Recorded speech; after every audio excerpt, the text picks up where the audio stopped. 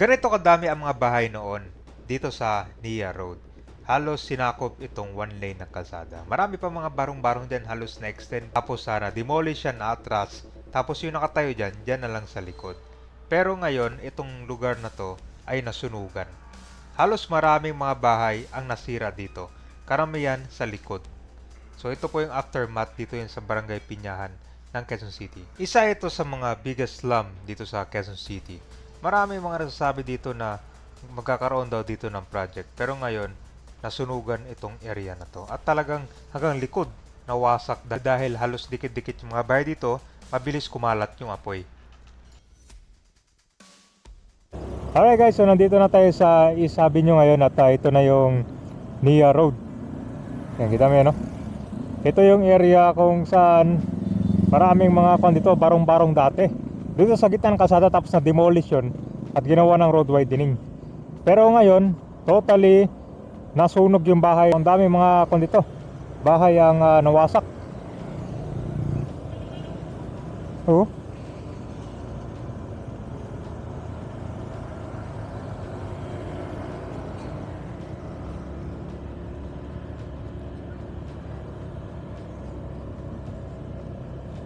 Halos wasak yung mga bahay dito eh.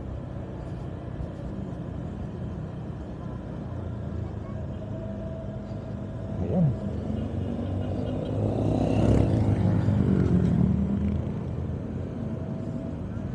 Kasi alam ka ba na-update na natin to nakaraan. Tapos meron ng planong gagawin project dito. Pero wala pang demolition yun. Pero nangyari ngayon nasunog. Talagang wipe out yung mga bahay dito. Inabutan ng kinamagahan. Ito yung mga bahay sa harap. Yung malaking damage yung sa likod.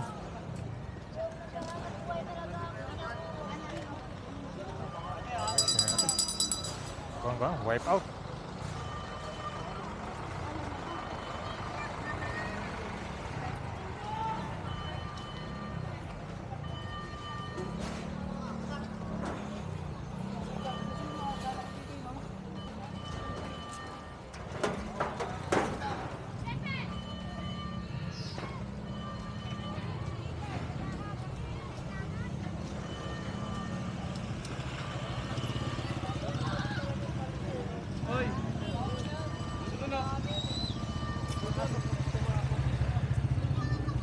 Halos ang natira dito kabayan yung sa harap.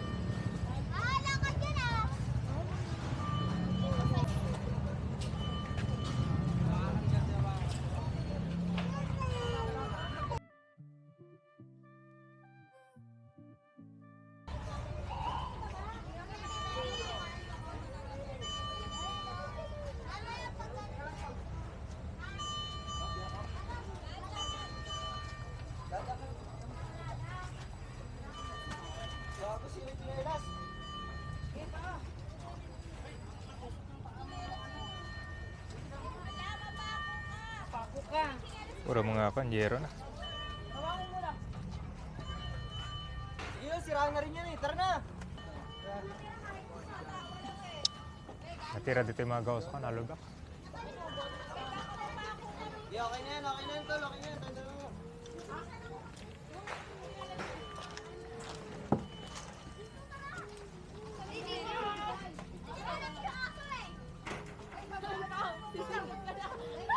Kaya pala din nasira to. Sa harap niya guys.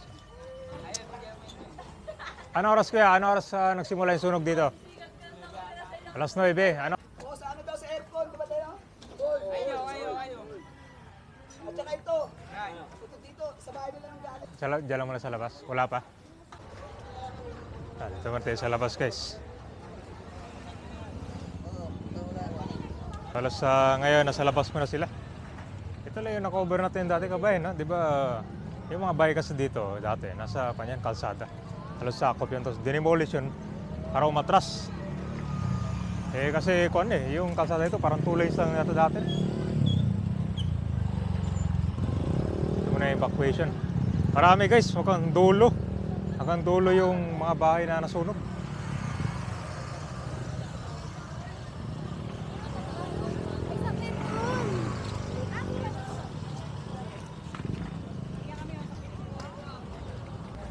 po yan, singaw. Singaw na. Po, oh. Gagawin lang namin kalandi ulit. Pero kagabi may laman to. Yung iba, may mga basag, mga... Halos dito sa harap guys, mukhang hindi umabot. Parang base dito sa area doon, makikita mo, parang nagsimula sa dulo hanggang dito sa unahan. Pero halos nandito pa yung mga bahay sa unahan eh. Parang nawasak ko. Buo pa dito. Kitang-kita mo ano din yung pader, yung nakaharang. Yan guys, aftermath. Wala kasi kung yun, matitibay din yung mga bahay pala dito kasi gawa sa konkreto na yung iba.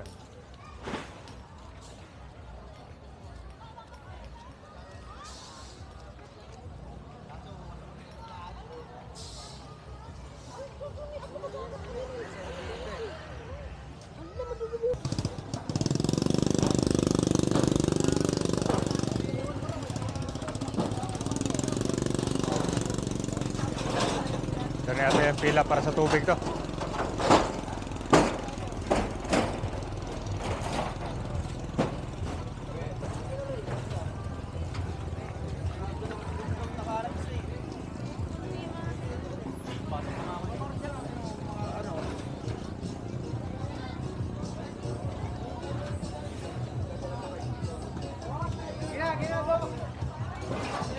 Buo pa yung mga bahay dito. So far walang tinamaan. Sa likodan talaga yung damage.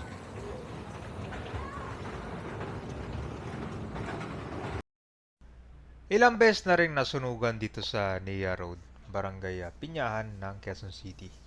So kasi itong area na to, fire prone areas talaga siya dahil na rin sa yung mga bahay na dikit-dikit. Merong mga iba dito na naka live wire, tapos hindi maayos yung pagkakabit ng mga appliances kaya madaling kandaga masunugan. So yung mga insidente naman na dito na parang nasunog pero naagapan agad. Ilang beses na rin nangyari dito yan. So yung mga nakatira dito is more than 30 years na. Ang itsura nito dati, bakante lang yan. Kaunti lang. Hanggang sa dumami, yung mga kamag-anak, lumalaki yung pamilya, so mga extension, ganun din. Meron din mga nagpapaupa dito ng mga rent, no? Ganyan.